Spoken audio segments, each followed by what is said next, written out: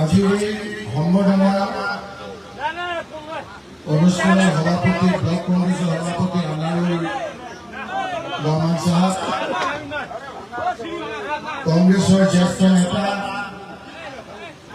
ধুবুৰী জিলাৰ পৰা এবাৰ নহয়, দুবাৰ নহয়, তিনিবাৰ নহয়, ছবাৰকৈ এমএলএ জিকি তৰুণ মন্ত্ৰী হৈ এতিয়া কংগ্ৰেছ দলৰ বিধায়ক দলৰ নেতা নিৰ্বাচিত হোৱা মোৰ দাদা ৱাজিদ আলী চৌধুৰী সাহেব, আপোনালোকৰ অতি মৰমৰ আদৰৰ মাননীয় বিধায়িকা, যিগৰাকী বিধায়িকাই পঞ্চায়ত লেভেলৰ পৰা এবাৰ নহয়, দুবাৰ নহয়, আঞ্চলিক পঞ্চায়তত জিকিলে, জিলা পৰিষদত জিকিলে, আৰু আজি আপোনালোকৰ মৰম আৰু আশীৰ্বাদ দ্বাৰে আজি বিধায়িকা হৈছে মোৰ ভগ্নী, মোৰ ভণ্টি বেবী বেগম সাহেবা, মোৰ ভাতৃ যিজন গৌৰীপুৰৰ বিধায়ক, কেইদিনমানৰ আগতে গোলকগঞ্জৰ বিধায়ক আছিলে।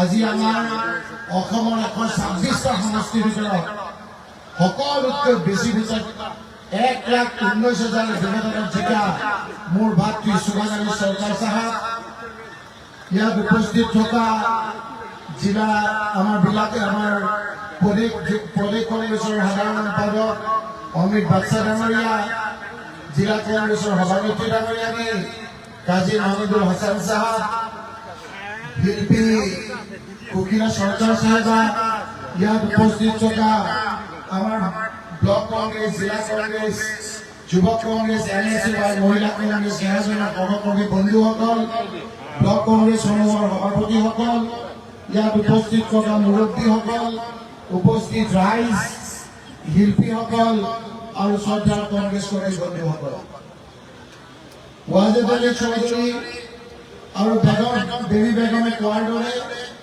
আজি আমি ৰাজনৈতিক বক্তৃতা দিব অহা নাই। আমি আজি আহিছো আপোনালোকক ধন্যবাদ, কৃতজ্ঞতা আৰু সুখী আদায় কৰিবৰ কাৰণে। এই ধুবুৰী বিধানসভা সমষ্টিত ৱাজিদ আলী চৌধুৰীয়ে কোৱাৰ দৰে ইয়াৰ প্ৰাক্তন বিধায়কগৰাকী মই নাম ল'ব খোজা নাই, এনেকুৱা এটা পৰিৱেশৰ সৃষ্টি কৰিছিল যে তেওঁক ইয়াত কোনো ঘূৰাব নোৱাৰে। কিন্তু আমাৰ বেবী বেগম ডাঙৰীয়াই দেখাই দিলে যে তুমি যদি বাৰেৰে, মই পেৰেৰে মই তোমাক ঘূৰাই দিম।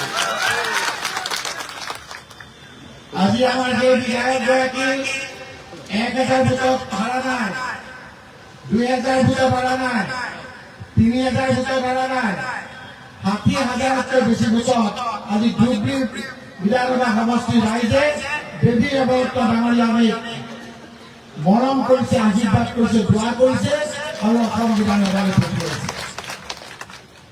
মই আজি ধন্যবাদ জনাম যে গৌৰীপুৰৰ পৰাও 1,19,000 ভোটৰ ব্যৱধানত আজি সুভাষ আলী চৰকাৰক আপোনালোকে বিজয়ী কৰিছে। তাৰ কাৰণে আপোনালোকৰ হৈ গৌৰীপুৰৰ বাকী ৰাইজকো আমি সুক্ৰিয়া আদায় কৰিবৰ কাৰণে ধন্যবাদ জনাবৰ কাৰণে আহিছোঁ। সকলোতকৈ ডাঙৰ কথা হ'ল যে বীৰ সিং জোৰোৱা, যিটো সময়ত বীৰ সিং জোৰোৱাৰ পাৰ্টি হিচাপে ৱাজিদ আলী চৌধুৰী সাহেবে থিয় দিছিল, বিভিন্ন দলে বিভিন্ন কথাৰে ৱাজিদ আলী সাহেবৰ নিচিনা এজন ভদ্ৰ লোকক বিভিন্ন ধৰণে অপমান কৰিছিল। যি ৱাজিদ আলী চৌধুৰীয়ে মৃত্যু জীৱন কংগ্ৰেছত থাকি ৰাইজৰ সেৱা কৰিলে, বিভিন্ন সমস্যাবিলাক আজি আমাৰ উপস্থাপন কৰিছে বিধানসভাত। তেওঁ বিভিন্ন দলৰ লগত এটা সুসম্পৰ্ক ৰাখিছিল। সেই ৱাজিদ আলী চৌধুৰীক বিভিন্ন প্ৰকাৰে হেৰাস্ত কৰি তেওঁ প্ৰাৰ্থী পৰ্যন্ত দিব খোজা নাছিল। কিন্তু আমি আজি কৈছো যে ৱাজিদ আলী চৌধুৰী সাহেব এজন নম্ৰ মানুহ, ভদ্ৰ মানুহ, কিন্তু দুৰ্বল মানুহ নহয়। তেওঁ দুখীয়া মানুহৰ অন্তৰৰ মানুহ, আৰু সেইটো দেখাই দিলে ইমান ঘাট প্ৰতিঘাতৰ মাজতো বীৰ সিং জোৰোৱা সমষ্টিৰ পৰা আমাৰ নেতা ৱাজিদ আলী চৌধুৰী সাহেব বহু ভোটৰ ব্যৱধানত জিকিলে। ৱাজিদ আলী চৌধুৰীয়ে কোৱাৰ দৰে ময়ো আপোনালোকৰ এজন প্ৰতিনিধি হিচাপে মই ধন্যবাদ জনাইছো।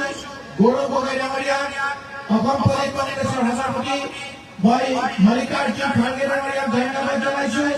আমাৰ ৰাহুল গান্ধী ডাঙৰীয়াক ধন্যবাদ জনাইছো, আমাৰ ভূপেশ বাঘেল ডাঙৰীয়াক ধন্যবাদ জনাইছো, আৰু আমাৰ বিধায়ক বিধায়িকাসকলক ধন্যবাদ জনাইছো যে উপযুক্তভাৱে আমাৰ ভাৰতবাদী চৌধুৰী এজন জ্যেষ্ঠ নেতা তৰুণ গগৈ ডাঙৰীয়াৰ লগত একেলগে কাম কৰা, বিজেশ শইকীয়াৰ লগত একেলগে কাম কৰা এজন আমাৰ জ্যেষ্ঠ নেতাক আজি গোটেই অসমৰ কংগ্ৰেছ দলৰ দলপতি পাতিছে, বিৰোধী দলৰ দলপতি হৈছে। তাৰ কাৰণে মই আজি আমাৰ অন্তঃস্থলীৰ পৰা আপোনালোকৰ সকলোৰে হৈ ধুবুৰী লোকসভাৰ আপোনাৰ প্ৰতিনিধি হৈ মই তেখেতক কৃতজ্ঞতা জনাইছো, আপোনালোকক কৃতজ্ঞতা ধন্যবাদ জনাইছো, আৰু যিসকলে তেখেতক এই পৰ্যায়ত প্ৰতিষ্ঠিত কৰিছে তেওঁলোককো আমি কৃতজ্ঞতা জনাইছো। এই সময়খিনি এতিয়া কামৰ সময়, আমি কাকো এতিয়া সমালোচনা কৰা সময় নহয়। সেইকাৰণে আজি ৰাতিপুৱাৰে পৰা ট্ৰেইনেৰে কোকৰাঝাৰলৈ আহি বাহিৰে বাহিৰে ডিচি অফিচত আহি এটা ডিপাৰ্টমেণ্ট নহয়, দুটা ডিপাৰ্টমেণ্ট নহয়, তিনিটা ডিপাৰ্টমেণ্ট নহয়, 35টা ডিপাৰ্টমেণ্টৰ লগত আমি আজি কথা পাতিছো কেনেকৈ বেটিক জীৱাই মানুহখিনিক আমি সহায় কৰিব পাৰো, কেনেকৈ আমি ভাগিদাৰী চলি জীৱা মানুহখিনিক সহায় কৰিব পাৰো, কেনেকৈ আমি শুভৰানী চৰকাৰক ইমান পাবলৈ জিতোৱা মানুহখিনিক আমি সমস্যাবিলাক সমাধান কৰিব পাৰো, কেনেকৈ আমি গুৰুগঞ্জ সমষ্টিৰ পূজাত বঞ্চিত থকা লোকসকলক আমি সহায় কৰিব পাৰো, কেনেকৈ বিলাসীপাৰা মানুহসকলক সহায় কৰিব পাৰো, কেনেকৈ আমাৰ ভোট দিয়া মানুহসকলক, কেনেকৈ আমি আমাৰ ভোট নিদিয়া মানুহসকলকো আমি আজি সহায় কৰিব পাৰো। তাৰ কাৰণে 11টা বজাৰ পৰা এই 6:30, 7টালৈকে আমি আপোনালোকৰ কথাকে আজি আলোচনা কৰিছো। সেই আলোচনা ঠাই পাইছে, বেগী বেগম ডাঙৰীয়াই কৈছে, ৰাজেন্দ্ৰ চৌধুৰীয়ে কৈছে, শুভৰানী চৰকাৰে কৈছে, আমি কৈছো যে আমাৰ ইয়াৰ প্ৰধান সমস্যা হৈছে গৰাখহনীয়াৰ সমস্যা। গৰাখহনীয়াৰ সমস্যাটো আমাৰ ইয়াৰ এটা অন্যতম মূল সমস্যা। মই দুবাৰমানো কৈছো, আপোনালোকে চাব যে আমাৰ মানুহে বানপানী আহে, বানপানী যায়, বানপানীলৈ ইমান ভয় নকৰে। বানপানী আহে, বানপানীৰ লগত আমি যুঁজ কৰো, কিন্তু বানপানী যোৱাৰ পাছত সেই ঠাইত আমি থাকো আৰু সেই ঠাইত আমি খেতি কৰো। কিন্তু গৰাখহনীয়া যদি আহে তেতিয়া আমাৰ থকা মাটিখিনি ব্ৰহ্মপুত্ৰ বা উপনৈসমূহে লৈ গুচি যায়, আমাৰ থকা মাটি নাইকিয়া হৈ যায়। সেইকাৰণে লোকসভাত মই উপস্থাপন কৰিছো যে আপোনালোকে ভাৰতবৰ্ষৰ বেলেগ ৰাজ্যৰ মানুহে এই সমস্যাৰ কথা আপোনালোকে বুজি নাপাব। ব্ৰহ্মপুত্ৰৰ যিটো স্বভাৱ, ব্ৰহ্মপুত্ৰৰ উপনৈবিলাকৰ যিটো স্বভাৱ, অন্য ভাৰতবৰ্ষৰ বেলেগ নদীৰ লগত স্বভাৱটো একে নহয়। ব্ৰহ্মপুত্ৰ এনেধৰণেৰে আপোনাৰ বানপানী আহে, এনেধৰণেৰে আপোনাৰ ক্ৰিয়া কৰে যে মাটিয়ে লৈ গুচি যায় গৰাখহনীয়া। ভাৰতবৰ্ষৰ বেলেগ ৰাজ্যৰ নদীয়ে এনেদৰে গৰাখহনীয়া কৰি মাটি লৈ গুচি নাযায়। মই কৈছো লোকসভা যে গৰাখহনীয়া এনেকুৱা এটা অৱস্থা কৰে যে 1 বিঘা 2 বিঘা নহয়, 100 বিঘা মাটিৰ মালিক সমাজৰ প্ৰতিপত্তি থকা মানুহ একবাৰ গৰাখহনীয়া কৰি 1 দিনৰ ভিতৰত পথৰ ভিকাৰী কৰি দিয়ে। আমাৰ মানুহবিলাক একেবাৰে ভিকাৰী হৈ যায়। সেইকাৰণে এই সমস্যা সমাধান কৰিবৰ কাৰণে মই লোকসভাত কৈছো যে আজি ৰাজ্য চৰকাৰৰ অকলে এই ৰাজ্য চৰকাৰে এই সমস্যা সমাধান কৰিব নোৱাৰে। মই কৈছো স্পীকাৰ ডাঙৰীয়া, সকলো দলৰ প্ৰতিনিধি পঠিয়াই দিয়ক, মোৰ ধুবুৰী লোকসভা সমষ্টিৰ চৰত চাবলৈ দিয়ক। এই অঞ্চলত কিমান কষ্ট কৰি লোকে থাকে আপুনি এবাৰ চাই আহক। বহুতে এই মানুহখিনি চিন্তা কৰে, কিন্তু এই মানুহখিনিয়ে কিমান কষ্ট কৰি মূৰৰ গাত মাটি পেলাই দুবেলা দুমুঠি খাই কাকো হিংসা নকৰে। এই মানুহখিনি কেনেকৈ থাকে এবাৰ আপোনালোকে চাই আহক। আৰু দৰকাৰ হলে আপোনালোকে অল পাৰ্টি ডেলিগেশ্যন পঠিয়াওক, স্পীকাৰ ডাঙৰীয়াৰ নেতৃত্বত অল পাৰ্টি ডেলিগেশ্যন যাওক, আৰু ইয়াৰ মানুহখিনিয়ে কিমান কষ্ট কৰি তাত থাকে এই কথাখিনি আপোনালোকে অনুধাৱন কৰক। দিল্লীৰ পৰা, দিছপুৰৰ পৰা এই মানুহখিনিয়ে কিমান কষ্ট কৰে আপোনালোকে ধৰিব নোৱাৰে। এই মানুহখিনি কাকো অন্যায় নকৰে। ৰাতিপুৱাৰ পৰা গধূলিলৈকে কাম কৰি নিজৰ ল'ৰা ছোৱালী কেনেকে খাব লাগে তাৰ কাৰণে ব্যস্ত হৈ থাকে। ৰাস্তা নাই, বাহিৰৰ হাতটো বনাই লয়, বিভিন্ন ধৰণৰ শাক পাচলি কৰে, ইয়াৰ পৰা ধুবুৰীৰ পৰা ধৰা গৈ ফাৰ্মিং কৰে, পাৰ্কিং কৰি দিছপুৰ আদি ঠাইত ডাঙৰ ডাঙৰ বিল্ডিং বনাই এই মানুহখিনিৰ সমস্যাবিলাক সমাধান কৰিবৰ কাৰণে আমি আপোনাৰ এই সমস্যাটো ৰাষ্ট্ৰীয় সমস্যা ঘোষণা কৰিবৰ কাৰণে মই ভজুৰে এবাৰ নহয় দুবাৰ নহয় এইকেইটা দিনৰ ভিতৰত লিখিতভাৱে মৌখিকভাৱে কেইবাবাৰো লোকসভাত উপস্থাপন কৰিছো। এই সমস্যাবিলাক বুজিব লাগিব। কেৱল অলপ অলপ টকা আনি পেলাই আমি জোৰা টাপলি মাৰি পেলাই সমস্যা সমাধান কৰিব নোৱাৰো। সেইকাৰণে কেন্দ্ৰীয় চৰকাৰক কৈছো যে ৰাজ্য চৰকাৰক আপোনালোকে সহায় কৰক আৰু ৰাজ্য চৰকাৰৰ এই সহায় কৰি এই সমস্যাটো ৰাষ্ট্ৰীয় সমস্যা বুলি ঘোষণা কৰক। অসমৰ বানপানী অসমৰ গৰাখহনীয়া সমস্যাটো ৰাষ্ট্ৰীয় সমস্যা বুলি ঘোষণা কৰিলে আমাৰ এই সমস্যাটো সমাধান হোৱা বহুত সহজ হৈ যাব ৰাইজ। সেইকাৰণে গুৰি কৰি কেনেকৈ মানুহখিনিক সহায় কৰিব পাৰো তাৰ কথা আজি আমি চিন্তাত নিমগ্ন হৈছো। আজি উৰেটো দিন ৩৫টা বিভাগৰ কথা আমি আলোচনা কৰিছো। এই ৩৫টা বিভাগৰ ভিতৰত আমি তলৰ পৰা প্ৰথমে কৈছিলো ৱাটাৰ ৰিচোৰ্চৰ কথা আমি আলোচনা কৰিম। কাৰণ আমাৰ ইয়াৰ মানুহখিনিৰ সমস্যাটো হ'ল গৰাখহনীয়া সমস্যা। ইয়াৰ কেনেকৈ আমি বেবী বেগমে ডাঙৰীয়া দিয়ে নগদৰ বলত আছে কোন কোন গাঁৱত কেনেকৈ গৰাখহনীয়া হৈছে। অফিচাৰবিলাকক ধৰিছে যে ইমিডিয়েটলি আপোনালোকে পাৰ্কো ফাইন দিয়ক, আপোনালোকে দিয়ক কেনেকৈ এই সমস্যাটো সমাধান কৰিব পাৰে তাৰ কাৰণে ব্যৱস্থা গ্ৰহণ কৰক। লগে লগে সোণাল আলী চৰকাৰে গংগাঘৰ নদী আমাৰ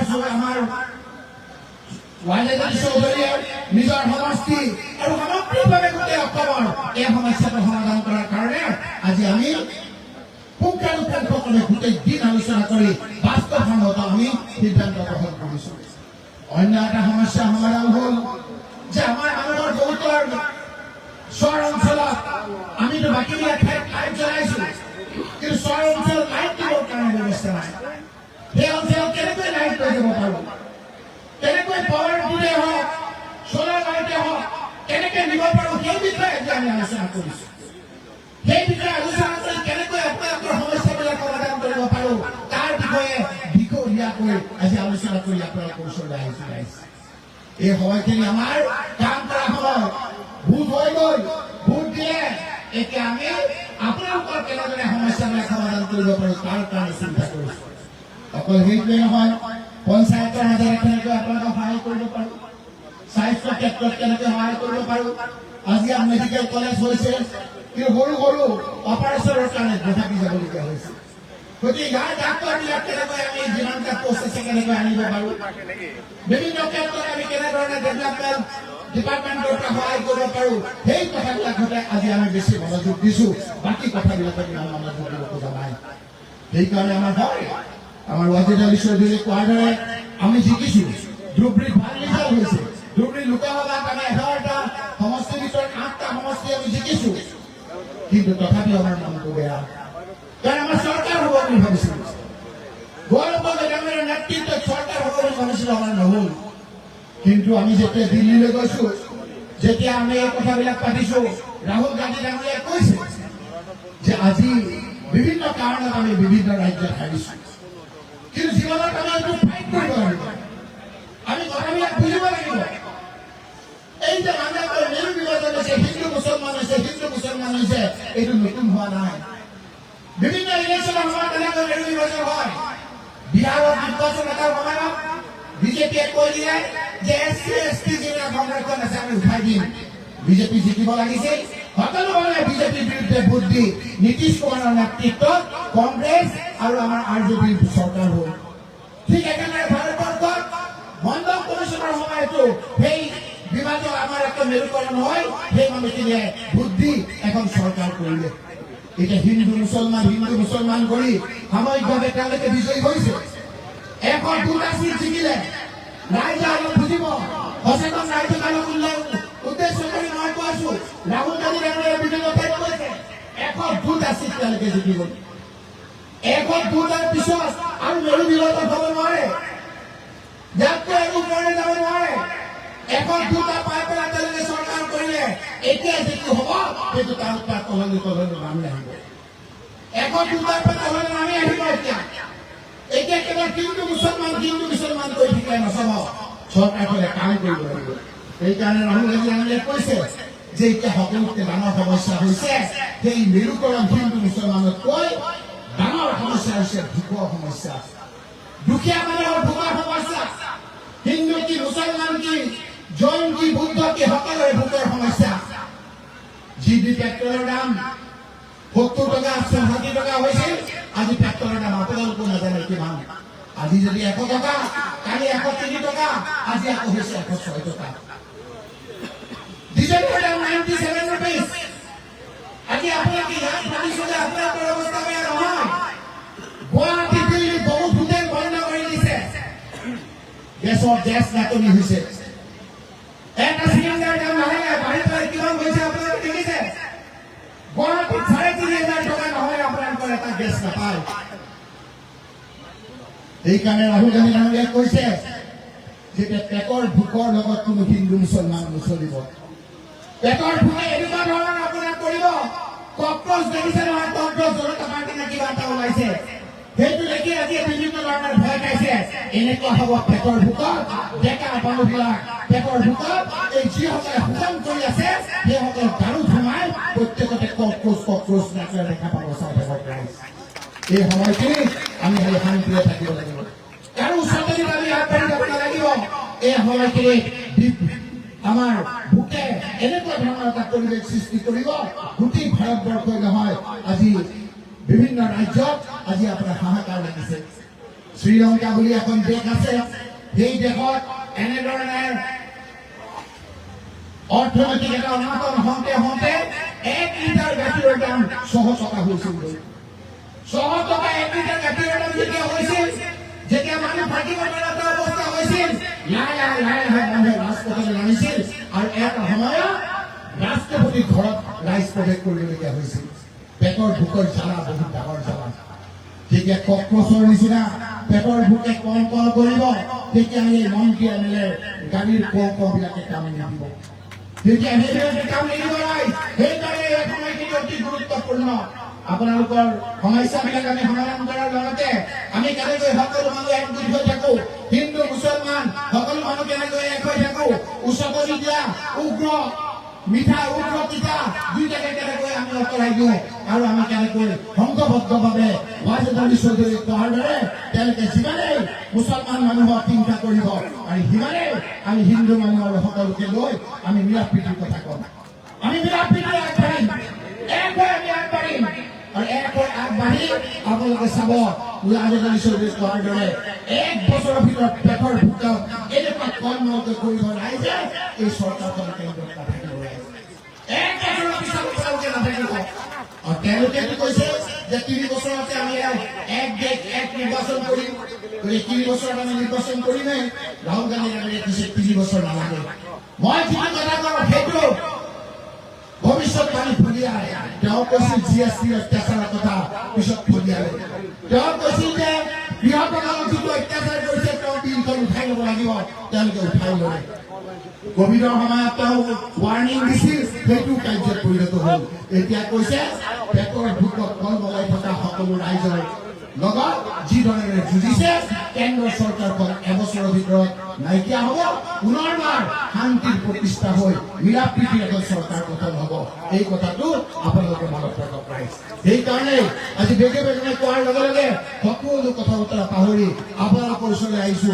আমাৰ এটা দায়িত্ব আছে আপোনালোকৰ প্ৰতি। আনন্দৰ সময়ত আপোনালোকৰ লগত নাথাকিলেও দুখৰ সময়ত আমি আপোনালোকৰ লগত থাকিম। তেওঁলোকে বেদী ব্যৱহাৰ কৰিছে। বেদী ব্যৱহাৰ কৈছে যে মই ধুবুৰীত 92টা সমষ্টিত বেছিকৈ থাকিম। মানৱ সকলো সমস্যা সমাধান কৰিব নোৱাৰিলেও এই সমস্যাবিলাকৰ কাষত আপোনালোকৰ লগত থাকিম। সেই কথা আজি বেদী ব্যৱহাৰ কৰিছে। ঠিক একেদৰে ৱাজেদ চৌধুৰী এজন নম্ৰ ভদ্ৰলোক, তেওঁ নেতৃত্ব লৈছে গোটেই অসমৰ। তেওঁ কৈছে যে আমি ইয়াৰ পৰাই গোটেই অসমৰ ৰাইজৰ একত্ৰিতভাৱে কেনেকৈ আগবাঢ়ি লৈ যাওঁ তাৰ বাণী আমি পঠিয়াম। আমি কোনো উচ্চ বাচ্য নকৰোঁ, আমি কোনো ধৰণৰ অহংকাৰী কথা নকৰোঁ, আমি সকলোৱে মিলা প্ৰীতিৰে কথা কওঁ। আৰু সেইকাৰণে আমি চৰকাৰখনৰ সমালোচনা নকৰি আজি চৰকাৰখনৰ পৰা আপোনালোকৰ সমস্যাবিলাক সমাধান কৰিবৰ কাৰণে একত্ৰিতভাৱে চৰকাৰখনক আমি বিভিন্ন ক্ষেত্ৰত আপোনালোকৰ সহায় সহযোগিতা কামৰ কাৰণে আবেদন কৰাৰ কথা আজি আমি সিদ্ধান্ত লৈছোঁ। সেইকাৰণে মই আজি দীঘলীয়া নকৰোঁ, ইমান কম সময়ৰ ভিতৰত আপোনালোকে ইমানখিনি মানুহ একত্ৰিত হৈছে আপোনালোকে আমাক মৰম কৰিছে আশীৰ্বাদ কৰিছে দোৱা কৰিছে দেৱী বেগমক আপোনালোকে নিজৰ ছোৱালীৰ দৰে নিজৰ এগৰাকী ঘৰৰ ছোৱালী হিচাপে আপোনালোকে বিজয়ী কৰিছে আমিও কংগ্ৰেছ দলৰ ফালৰ পৰা আপোনালোকক সকলোকে ধন্যবাদ কৃতজ্ঞতা আৰু সুক্ৰিয়া আদায় কৰিছো ৱাজেদাৰী চৌধুৰীৰ নেতৃত্বত গোটেই বিধানসভাৰ এমএলএসকলে আমি সকলো একত্ৰিত হৈ এই ধুবুৰী ৰাতি গৌৰৱৰ কথা যে ধুবুৰীৰ এজন সন্তানে গৈ অসমৰ কংগ্ৰেছৰ নেতৃত্ব লৈছে গতিকে ধুবুৰীবাসী হৈ আমি আমাৰ যিসকলে তেখেতক এই পদত অধিষ্ঠিত কৰিছো সেইসকলকো ধন্যবাদ আৰু কৃতজ্ঞতা জনাই এই পৰিৱেশতো ইমান সুন্দৰকৈ আমাৰ আনোৱাৰ ৰমনকে আদি কৰি আমাৰ ব্লক কংগ্ৰেছৰ প্ৰেচিডেণ্ট আমাৰ বাকী লোকসকলে এনেদৰে সভা কৰাৰ কাৰণে আৰু বিবেক বেগমকো স্পেচিয়েলি আমাক মাতি আনি আপোনালোকৰ লগত কিছু সময় থকাৰ সুযোগ দিয়াৰ বাবে আৰু আপোনালোকে ইমান ধৈৰ্যৰে কথাখিনি শুনাৰ বাবে আমি অন্তঃস্থলীৰ পৰা আপোনালোকক ধন্যবাদ আৰু কৃতজ্ঞতা জনাই মোৰ বক্তব্য ইমানতে শেষ কৰিছো ধন্যবাদ জয়